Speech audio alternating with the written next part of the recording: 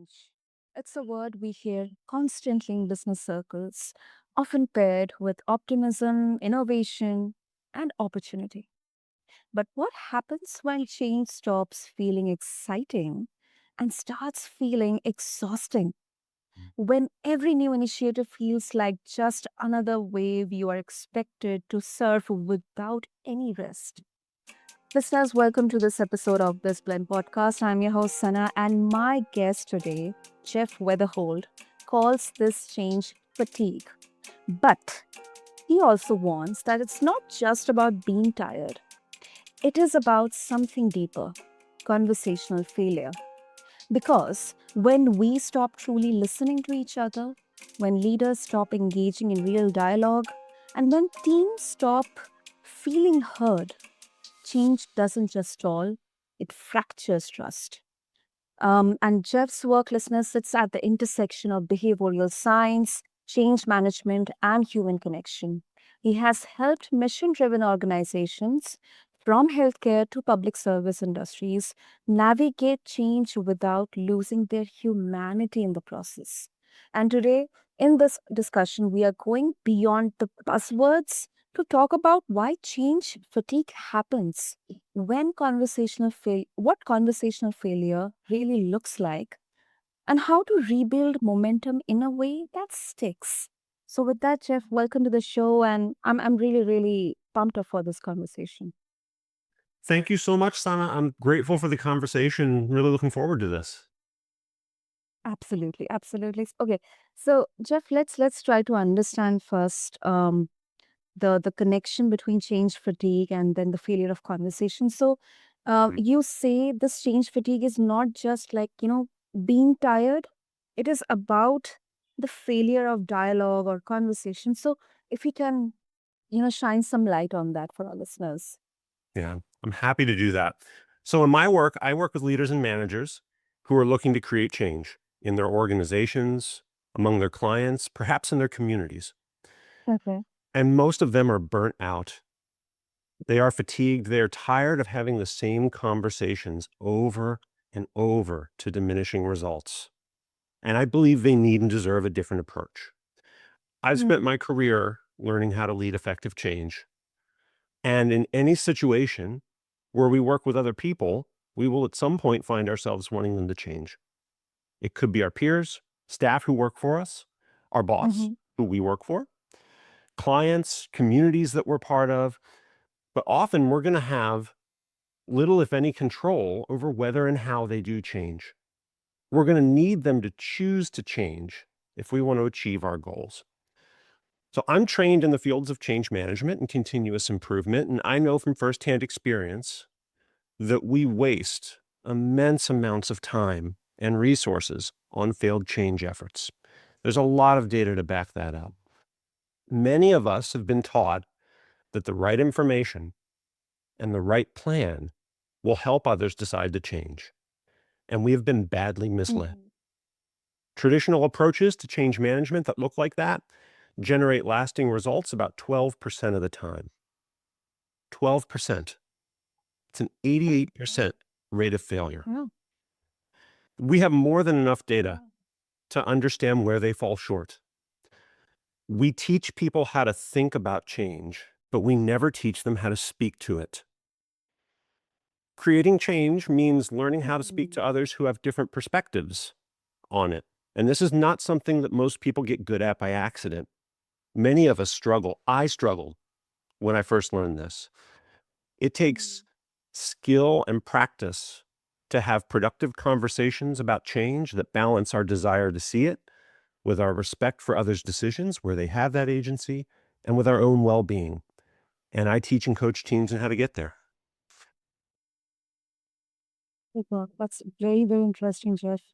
I think because I have seen I've experienced when I was a part of a team going through changes after changes without losing morale, but only when the communication felt really authentic and two-way as well.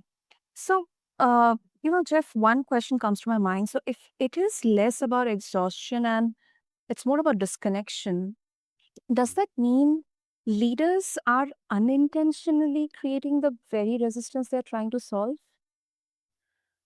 Yes, and I would put an emphasis on the word unintentionally that you used. I would also say I try not to use the word resistance. And as a field, we as change managers and as teachers in this field, we use that word all the time. We are guilty of normalizing that word. But when we tell people they're resistant, we don't help our cause in any way, shape, or form. I try to help people get to a place where they think of it as someone who feels differently about change than they do. Because there are a lot of reasons that people can choose not to change. Resistance implies that they've made a conscious decision. And in some cases, that's true. Often it's not.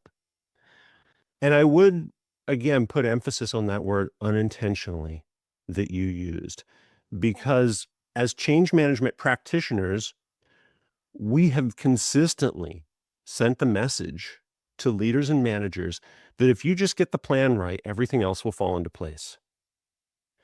If you get the right information, if they hear the right information, if you have the right plan, everything will fall into place, in spite of abundant evidence that this is not true. And I like to use the metaphor of a blueprint for a building when I try and make this point on others. So it does not matter how good the blueprint for a building is. It does not matter how well you know that blueprint. That does not make you a carpenter. And when we're creating change, we have to build it. So at some point, we need to realize that there are limitations on the skills that we have been taught will get us there, and that we need different skills, conversational skills, to engage and to make that plan work and to inform that plan with what we learn from other people. So and I don't want this to be interpreted as me making a case that a plan isn't important. I believe the plans are essential to effective change, and I have never been part of a change that went according to plan. So they're essential starting places. They're essential baselines for us to have our own assumptions about how it's going to go documented so that we can test them. But it never goes according to plan.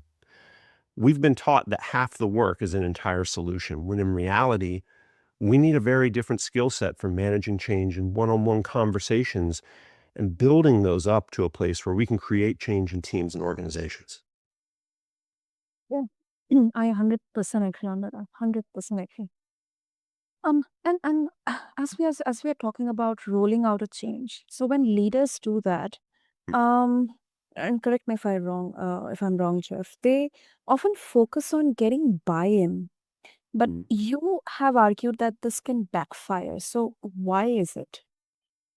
Well, I think we need to understand what we mean when we say buy-in. So I had a client say something to me recently, which I thought was very enlightening. Mhm. They're in the process of an organizational redesign, and one of the leaders in that organization said, "Look, this is going to happen whether they like it or not. We just need their buy-in." And I thought, Mm. wow, what a telling moment. Because in reality, if this is going to happen whether they like it or not, you don't need their buy-in. But this leader was aware that they did. What they hadn't done is really take time to reflect on that and understand what that means. If we interpret buy-in as someone signing off on something that you have handed to them top down, I Mhm. think that's badly misunderstanding it. Mm. One of the foundational elements of any effective conversation about change that I teach and coach clients on is understanding agency or autonomy, Mhm. where people have the room to make their own decisions. Now, I am a firm believer that there is agency in any change that we ask people to make. It may be vast, it may be limited. It may be as small as how they share news that they aren't happy with others. It may be a very large and meaningful decision to the organization, but there's always agency. And we know from research dating all the way back to the founding of self-determination theory in psychology, which is decades old at this point, that autonomy and agency are a core element of change. People need to know that they have Mhm. some freedom Yes, yes. in order to make change. So when we talk about buy-in, an important, critical component of making that real is understanding what level of agency do they actually have? And how do we communicate that to them in a way that is most likely to engage? But then also, where don't they have agency? And how Mm, do we communicate that information in a way that's clear and respectful and that doesn't leave room for them to interpret otherwise? Because if we're leading organizations, not everything is an occasion for input. There are things that have to be top down. Top down communication is, for me, it's kind of a necessary evil in organizational change. It'll always be there, but our goal is to minimize it and to maximize our focus on where do we need others to contribute and buy in and really be part of putting shape on what that change will be. mm. Yeah, I really, really connect with that, especially when you um highlighted about agency and autonomy, especially when, as an individual, we are going through a change. Uh, and then, Jeff, I mean, this is so common. I have heard, I have been told, um, and, some leaders, they would say, you know, change is hard. Come on. I mean, Mhm. you just need to toughen up. I mean, if you're not welcoming change, I mean, it's inevitable, it's constant. How do you respond to this mindset, Jeff? Yeah. Well, first of all, I'd like to understand how that's gone for them previously. I'd like to anchor that in their previous experience. Um, Mm. Most of the clients who I work with have had unsuccessful attempts at making change. I wish that I got the chance to work with more organizations, for lack of a better word, preventatively before they started any change in their organization, but that's often not true. And so I'd like to understand what their previous experience has been because in all honesty, my experience, it's meaningful to me, their experience is going to be more meaningful to them. So if I can anchor what I've learned in what they have seen and felt and know from their organization, that's going to have much more of an impact. I also want to appeal to those leaders and managers to that sense of change fatigue that you mentioned at the start of this conversation, because they're always exhausted. They're always overworked. They always have too much on their plates. They're always tired. I have yet to meet the leader who reached out to me in that kind of a situation who isn't. And I want to appeal to that because one of the drivers of that exhaustion is not engaging their teams in the work of change. They, as leaders, are often pulling all or most of the weight themselves. Yeah. And that's not sustainable. It's not fair to them. That's a way for me to have empathy for any leader who might come to me and make the kind of argument that you articulated. So there needs to be something in it for them, and they deserve that as leaders and managers. And one of the most important things that I can give them is the knowledge that you're doing all the work right now, and it doesn't have to be that way. And if we're more considerate, and yes, this requires a little bit of time up front, about what the work is that you really need to do and what the work is that others ought to be helping you with, what is the weight that others ought to be pulling, then the work of change becomes much more sustainable and approachable for them.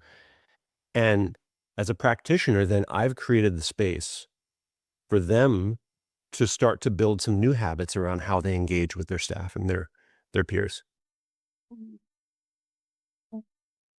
This really, really calls for inclusion, that feeling of that as a team member, as an employee, I am involved in this change and I can also contribute actively. I'm just saying from an employee's POV. Mhm.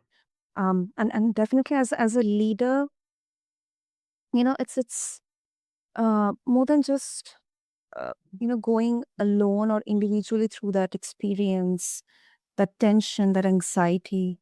I think it Mhm. becomes a shared experience, and then you have definitely a lot of innovation, a lot of ideas can, birth, get, get created during those conversations as well. Mhm. Inclusion is really important, and I think one of the points that I can make to Mhm. organizations around inclusion is that it's not only a nice to have. This is not just something that you're doing for the good of your staff. Yeah. Inclusion is a prerequisite for managing change effectively. It is something you're going to need in order to be able to pull all of the weight of this work. So Mhm. inclusion is not just a nice to have. It's not just something you're doing for them, though of course it's important to staff. I don't want to diminish that at all. It's important to you as a leader on a very practical and, for lack of a better term, financial and resource level. You need inclusion in order to survive large scale change. So 100%, 100%, Josh. And talking about your experiences, I mean, you have worked in multiple industries and sectors, healthcare, higher education, public service, and these fields. I mean, here the stakes are high, the timelines are tight, and there are multiple external factors, kind of dictating um, the course of events. So, in those environments, Jeff, what are the first signs that conversational failure is creeping in? Mm. I talk to people about agency early because if they're not appreciating that and actively working to understand agency and change, that for me is a signal. At an even higher level, I want to ask them, like, how are you thinking about approaching these conversations? Because more often than not, the answer is we aren't. We just tell them. And there are literally decades of evidence for how to have effective conversations to help others move toward change that you can't make for them. I predominantly draw from the field of motivational interviewing, but I draw from a number of other disciplines as well in order to support leaders and managers in different kinds of conversations. Mm-hmm. And there is ample evidence out there for what works. Not only do most people not use it, most people aren't even aware that it exists. So I can get a read pretty early for, are you thinking about this in a deliberate way at all? And how are you thinking about agency, not just as a way to meet the needs of staff, but as a way to meet your own needs as a leader and manager? And then I would test for sort of a core assumption that I often see people make about change, which is the belief that people have already made up their minds. We often assume that people have fixed opinions about change. And motivational interviewing, in particular, as a discipline, tells us this is not true. We are all ambivalent about change. We have reasons we're open to consider it, and we have reasons we're not. So moving away from the idea that we have fixed attitudes opens up a world of possibilities, right? All of a sudden, people don't change when they let go of their beliefs wholesale. They change when some of their reasons for change become stronger, or when some of those reasons not to change become weaker. And when we approach change from that perspective, new horizons open to leaders and managers. All of a sudden, you don't have to convince them to think exactly your way. You don't have to convince them to abandon all of their beliefs about change. You have multiple paths forward for how you could nudge their reasons for change up or their reasons not to change down in order to move them of their own free will, using their own intrinsic motivation in the direction that you need them to go. Mm, of course. Yes.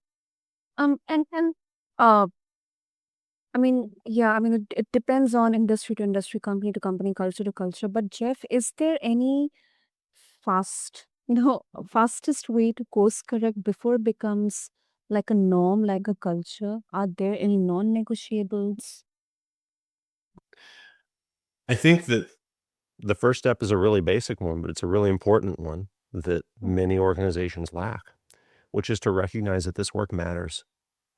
Um, I am not out there doing work that most customers already appreciate as a need. I am out there doing work that they don't recognize as a need in many cases. And the rewards of that for me are very great, but the challenges can be as well. So recognizing that the way I speak to people about change matters every bit as much as the time and resources that we spend planning for it and scripting out how we think it's going to go. Okay. That for me is essential.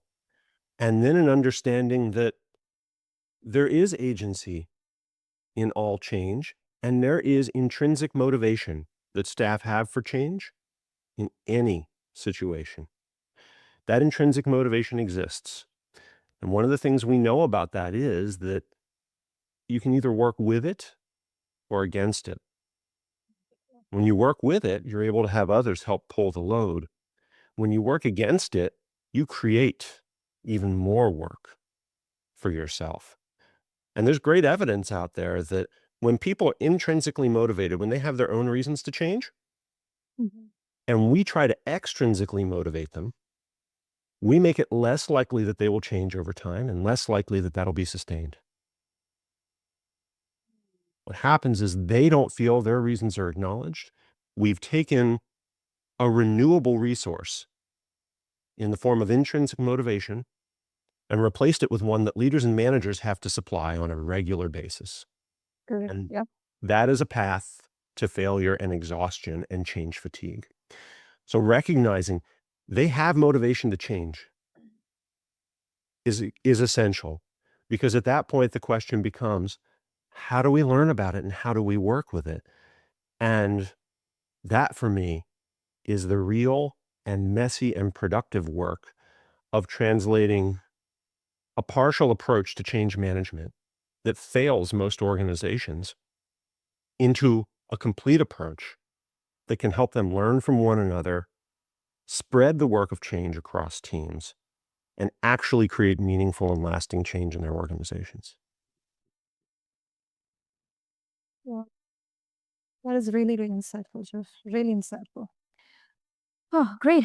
So before we conclude this conversation, Jeff, if our listeners, especially all the entrepreneurs and the business leaders who are listening to this, they would like to connect with you and explore more about, how they can get into, this change management, and instead of embracing it and just going through it, they can prevent it. What would be the best way?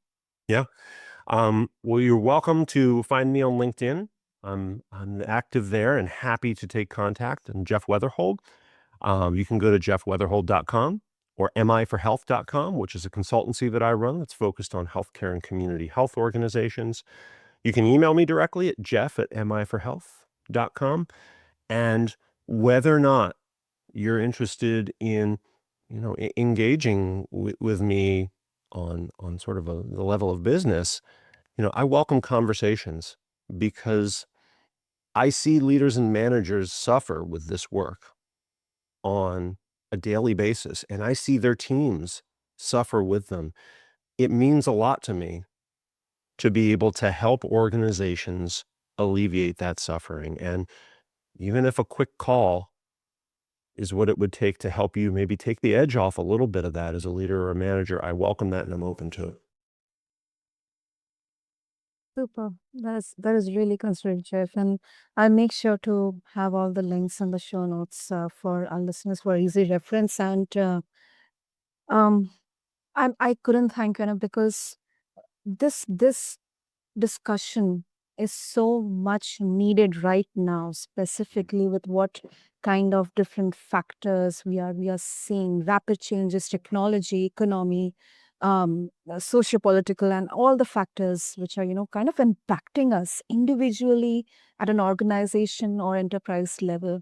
So thank you so much, Jeff, for showing us that it is really a human one. Change fatigue is human one. It is about the spaces between the bullet points, the quality of the conversation, the willingness, the readiness to hear what's not being said, and then the courage to slow down long enough to align before going forward. So thank you.